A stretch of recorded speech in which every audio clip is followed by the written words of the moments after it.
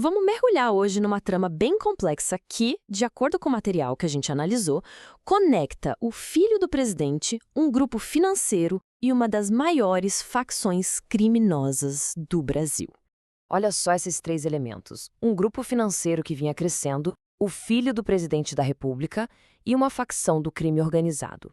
A grande questão que a nossa fonte coloca na mesa é: como é que esses três mundos, aparentemente tão distantes, teriam se cruzado? Para a gente conseguir entender como essas alegações se encaixam, vamos dividir essa análise em 5 partes. Tudo começa com uma operação da polícia que acendeu o estopim.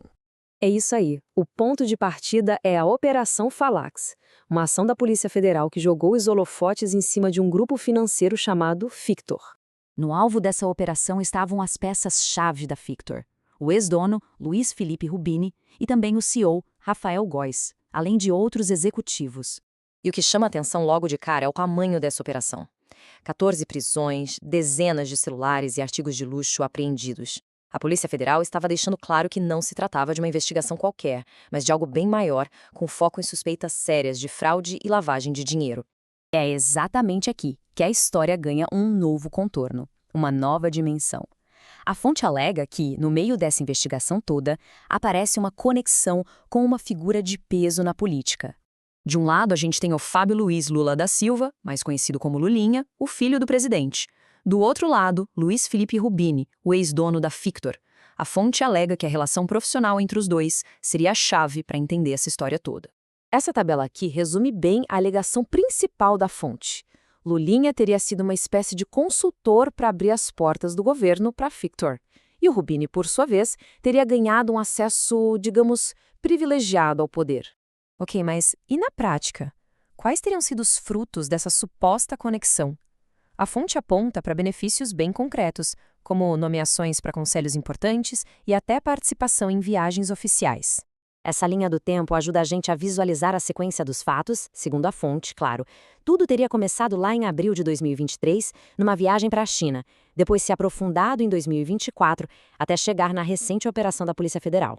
De forma mais específica, a fonte destaca 3 vantagens que o Rubini teria conseguido: um assento no chamado Conselhão da Presidência, uma vaga num grupo parlamentar dos BRICS e um lugar na delegação de empresários que viajou com o presidente para a China. Mas, olha, é super importante registrar que, segundo a reportagem mencionada na fonte, o governo nega de forma oficial o envolvimento do Lulinha em pelo menos uma dessas nomeações. E agora a gente chega no ponto talvez mais explosivo de todo esse material, uma suposta ligação direta com o crime organizado. A investigação da polícia apura se a Fictor teria um papel em esquemas de fraude e lavagem de dinheiro ligados a ninguém menos que o Comando Vermelho.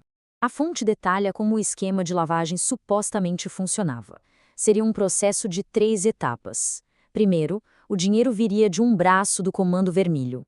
Segundo, a Fictor usaria empresas de fachada para limpar esse dinheiro. E, por fim, os valores seriam transformados em bens de luxo e criptomoedas para sumir com o rastro.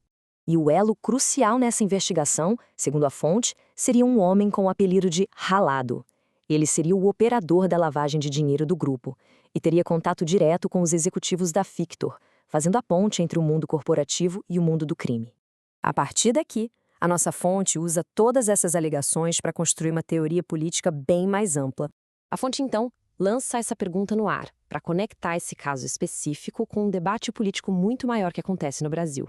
A teoria proposta é a seguinte: se as facções forem classificadas como terroristas, seus bens poderiam ser congelados internacionalmente. A fonte sugere que uma suposta falta de vontade de fazer isso estaria ligada à ideia de que o dinheiro do crime organizado também abasteceria a política. E para dar mais peso a essa tese, a fonte resgata até uma teoria histórica sobre a origem do grupo. A alegação é que o vermelho do nome viria da época em que militantes comunistas e criminosos comuns teriam sido presos juntos lá nos anos 70. No fim das contas, o que o material original nos deixa é uma grande pergunta em aberto. O que a investigação oficial vai de fato revelar sobre as fronteiras que às vezes parecem tão nebulosas entre o dinheiro, o crime e o poder no Brasil? A resposta definitiva? Essa ainda está por ver.